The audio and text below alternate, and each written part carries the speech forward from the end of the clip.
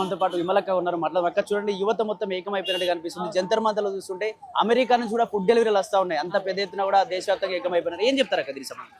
ఇది ఒక్క మాటలో చెప్పాలంటే వాల్ స్ట్రీట్ ఉద్యమం లాగా ముందుకొచ్చింది. దేశ యువతకు ముందుగా హ్యాట్స్ ఆఫ్. మీరు చేస్తున్నటువంటి పోరాటం చాలా న్యాయమైందనే మీకు సంఘీభావంగా మేము ఇక్కడ హైదరాబాద్ ధర్నా చౌక్లో కదిలి రావడం జరిగింది. మీ పోరాటాన్ని ముందుకు మరింతగా కొనసాగించండి. న్యాయం జరిగేంత వరకు, విద్యా వ్యవస్థలో మార్పులు వచ్చేంత వరకు, విద్య కాషాయీకరణ, విద్య కార్పొరేటీకరణ నుంచి బయటపడేంత వరకు ఖచ్చితంగా ఇది ముందుకు పోవాల్సిందే. విద్య కాషాయీకరణ, విద్య కార్పొరేటీకరణ ఉన్నంత కాలం ఈ లీకేజీలు ఇట్లాంటివి జరుగుతూనే ఉంటాయి. ఇంకా ముందు ఇంకా ఘోరమైనటువంటి కూడా అవకాశాలు ఉన్నాయి. అందుకనే విద్యా వ్యవస్థలోనే మార్పులు రావాల్సినటువంటి అవసరం ఉంది.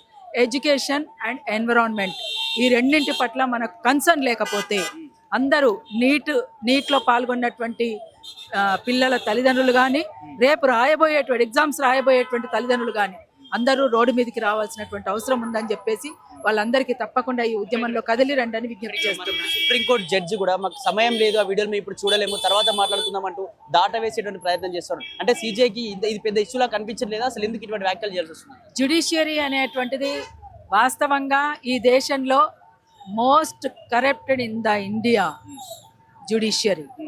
ఈ జ్యుడిషియరీ ప్రక్షాళన కావాల్సినటువంటి అవసరం ఉంది.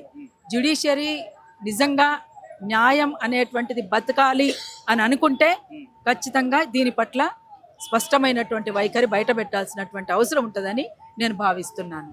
చివరిగా అక్కడ ప్రొటెక్ట్ చేసే వాళ్ళందరినీ రకరకాల సోషల్ మీడియాలో వీడియోస్ వైరల్ చేస్తూ ఉన్నారు. వీళ్ళంతా కూడా కావాలనే పోలీసులను కొడతా ఉన్నారు, పోలీసుల మీద రాళ్ల దాడి చేస్తూ ఉన్నారు, రకరకాల వీడియోలు కూడా బయటకు వస్తూ ఉన్నాయి. దీనికి సంబంధించి ఎందుకు ఈ విధంగా ప్రభుత్వం ఎందుకు ఈ విధంగా పూనుకుంటుంది? అసలు కనీసం స్పందించకుండా రాజీనామా గురించి మాట్లాడుకుంటూ ఈ విధంగా ఎందుకు మ్యానిపులేట్ చేసేటువంటి ఎందుకు చేస్తూ ఉన్నారు? మీరే అన్నారు మ్యానిపులేట్ అని. అదే వాళ్ళు చేస్తున్నది, అదే మ్యానిపులేట్ చేస్తున్నారు. అందుకనే దీన్ని పక్కదారి పట్టించడం కోసం, ఇగో ఇందులో ఇట్లాంటి వాళ్ళు ఉన్నారు అని చెప్పడం కోసం చేస్తున్నటువంటి కుట్ర అది. వాళ్ళు చేసిన కుట్ర అది. వీళ్ళంతా కూడా శాంతియుతంగా ముందుకు పోవాలనుకున్నారు. శాంతియుతంగా ముందుకు పోతున్నటువంటి ఉద్యమాన్ని హింసాత్మకంగా మార్చినటువంటిది కేంద్ర ప్రభుత్వమే, అంతకుమించి వేరే ఏం లేదు. ఈ పిల్లలంతా కూడా వీళ్ళు అసలు శాంతియుతంగా కాకుండా వేరే రకంగా ఉండే రకంగా ఉన్నారా? వీళ్ళంతా లేరు. చేస్తున్నదే గవర్నమెంట్, అంతకుమించి వేరే